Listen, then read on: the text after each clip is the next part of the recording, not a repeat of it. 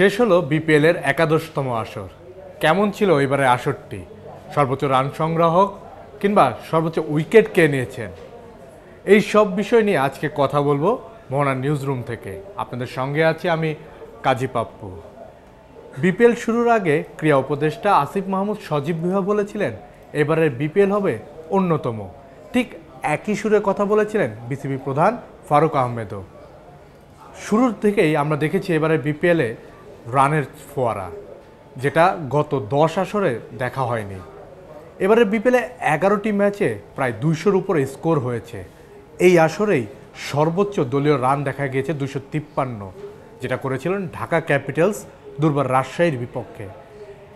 এত কিছুর পরেও কিছুটা কলঙ্ক লেগে রয়েছে এবারের আসরটিতে। সবচেয়ে বড় কলঙ্কটি হলো প্লেয়ারদের পেমেন্ট ইস্যু। সবসময় দেখা গিয়েছে কোনো না কোনো আসরে বিপিএল শেষ হলেই প্লেয়ারদের পেমেন্ট পাওয়া হচ্ছে না। বিশেষ করে দেশি ক্রিকেটারদের বেলায় এই সমস্যাটা বেশি দেখা দেয়। বারবারই বিসিবিকে ধর্ণা দিতে হয় ক্রিকেটারদের। কিন্তু এইবারের পেমেন্ট ইস্যুটা একদমই ভিন্ন ছিল। দুর্বার রাজশাহীর ওনার যখন পেমেন্ট দিচ্ছিলেন না, তখন একদিন টিমের প্লেয়াররা মাঠে প্র্যাকটিস করতেই যাননি। আর ম্যাচের দিন তো দুর্বার রাজশাহীর ক্রিকেটাররা মাঠে নামলেও ফরেন কোনো ক্রিকেটার খেলতে নামেননি, যেটার কারণে অনেকটাই সমস্যায় পড়তে হয়েছিল বিপিএল ম্যানেজমেন্ট কমিটিকে। কিন্তু তারপরেও মাঠে গড়িয়েছিল বিপিএল। এরপর আসেন এই দুর্বার রাজশাহীর মালিককে নজরবন্দি করা রাখা হয় টিম হোটেলে। এমনও সময় গিয়েছে টিম বাস, বল বয় কারোই পেমেন্ট দেয়নি। বাধ্য হয়ে ক্রীড়া উপদেষ্টা এবং ক্রীড়া মন্ত্রণালয় এটি নিয়ে বিরক্ত হয়ে আইন শৃঙ্খলার কাছে শরণাপন্ন হন এবং দুর্বার রাজশাহীর ওনারকে জিজ্ঞাসাবাদে নিয়ে যাওয়া হয় এবং সেখানে তিনি মুচলেখা দিয়ে বেরিয়ে আসেন এবং 3 কিস্তিতে ক্রিকেটারদের পাওনা পরিশোধের আশ্বাস দেন। এ তো গেল দুর্বার রাজশাহীর কথা। চিটাগং কিংসও কিন্তু পিছনে ছিলেন না।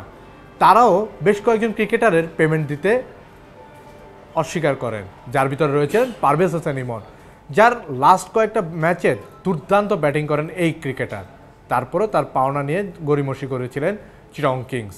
শুধু তাই নয়, এরকমও কথা উঠেছে দলটির যে মেন্টরস হিসেবে ছিলেন শাহিদ আফ্রিদি, তারও নাকি পেমেন্ট ঠিক মতন দেওয়া হয়নি।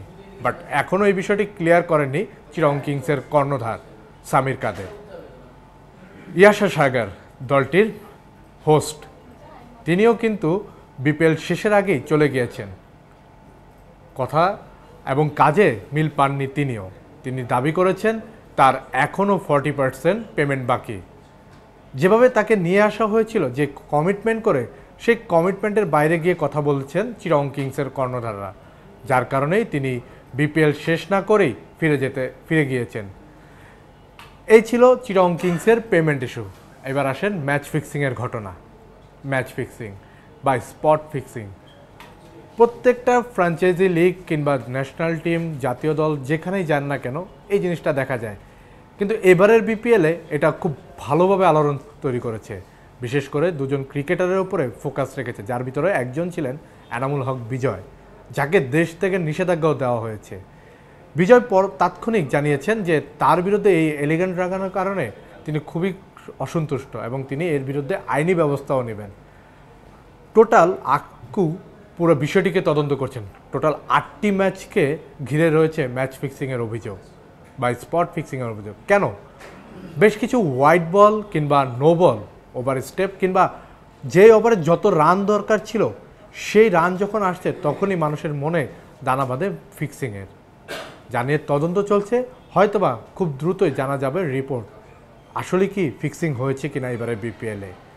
তবে যদি ফিক্সিং হয়ে থাকে, ক্রিকেট বোর্ড যে ছেড়ে কথা বলবে না তা ভালোভাবেই জানিয়ে দিয়েছেন বোর্ড সভাপতি। বিপিএল শুরুর থেকেই একটা বড় ইস্যু ছিল টিকেটিং।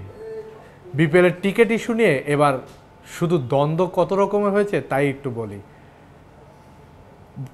বিসিবির প্রধান ফটক ভাঙচুর করেছে। পাশাপাশি সুইমিং কমপ্লেক্সে যে অস্থায়ী বুথ বসিয়েছিল সেটাতে আগুন লাগিয়ে দিয়েছিল। বিপিএল শুরু থেকেই টিকিট নিয়ে মানুষের নানা রকমের অভিযোগ ছিল। অনলাইনে টিকিট ছাড়লেও ঠিক মতন অনলাইনে পাচ্ছিলেন না। ফাইনালেও আমরা দেখেছি বিপিএল শুরুর আগেই অনলাইনে টিকিট শেষ, ব্যাংকে টিকিট ছিল না, বুথে যায় কেউ টিকিট পাচ্ছিলেন না। কিন্তু প্রত্যক্ষদর্শীরা বলছেন যে যারা ব্ল্যাকার তাদের কাছে অহরহ টিকিট রয়েছে এবং ফাইনালে 400 টাকার টিকিট বিক্রি হয়েছে 1600 থেকে 1800 টাকা কিংবা 2000 টাকা। 1500 টাকার টিকিট 2500 3000 টাকা করে বিক্রি হয়েছে।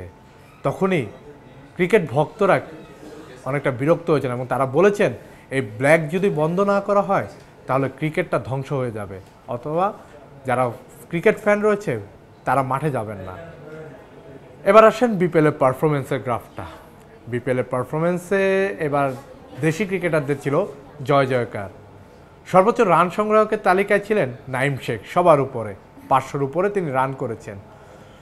নাইমের এবারের যে পারফরমেন্স ছিল তাতে বলাই যেতে পারে খুব দ্রুতই জাতীয় দলে ফিরতে পারেন, কিন্তু বাংলাদেশের ক্রিকেটারদের একটা বড় সমস্যা হলো যখন কোনো ঘরোয়া লিগ হয় তখন তারা দারুণ পারফর্ম করে, কিন্তু যখন আন্তর্জাতিক পর্যায়ে চলে যায় তখন তাদের সেই পারফরমেন্সের গ্রাফটা নিচের দিকে নামতে থাকে। নাইম বাংলাদেশের অন্যতম একজন ওপেনার ব্যাটসম্যান ছিল, কিন্তু অনেকদিন যাবতই জাতীয় দলের বাইরে রয়েছেন। নাইমের পরই তানজিদ তামিম 400-র উপরে রান করেছেন এই ওপেনার, যাকে এইবারের চ্যাম্পিয়ন্স ট্রফিতে বাংলাদেশের ওপেনারদের অন্যতম ধরা হচ্ছে। এবার আসেন বোলারদের ক্ষেত্রে। তাসকিন আহমেদ দুর্দান্ত বোলিং করেছেন এবারের বিপিএলে, 25টি উইকেট নিয়েছেন। সামনেই চ্যাম্পিয়ন্স ট্রফি, তাসকিন যে বাংলাদেশের পেসারদের নেতৃত্ব দিবেন তা বলতে অপেক্ষা রাখে না। তাসকিনের পারফরমেন্স যদি চ্যাম্পিয়ন্স ট্রফি তো এই থাকে তাহলে বাংলাদেশ কিন্তু ভালো করবে। দলীয় সর্বোচ্চ রান দেখেছে এবারের বিপিএল 253, ঢাকা ক্যাপিটালস, যা বিপিএলের ইতিহাসে সর্বোচ্চ 6ও মেরেছে এবারের বিপিএলে। 700-র উপরে 6 হয়েছে এবারের 68-তে, যার ভিতরে তানজিদ হাসান তামিম একাই মেরেছেন 30-টির উপরে 6। সর্বোচ্চ 4-এর রেকর্ডটাও এই বিপিএলে, প্রায় 1168টি 4 হয়েছে এবারের আসরে। সবচেয়ে বেশি 4 মেরেছে তামিম ইকবাল, 51টি। বিপিএল শেষ, সামনেই চ্যাম্পিয়ন্স ট্রফি, কিন্তু বিপিএল থেকে যা প্রাপ্তি পেয়েছে ক্রিকেটাররা তা যদি চ্যাম্পিয়ন্স ট্রফিতে কাজে লাগাতে পারে তাহলে হয়তোবা চ্যাম্পিয়ন্স ট্রফিতে ভালো কিছু করবে বাংলাদেশ। মোহনা নিউজরুম থেকে এই ছিল আমার কাছে সর্বশেষ।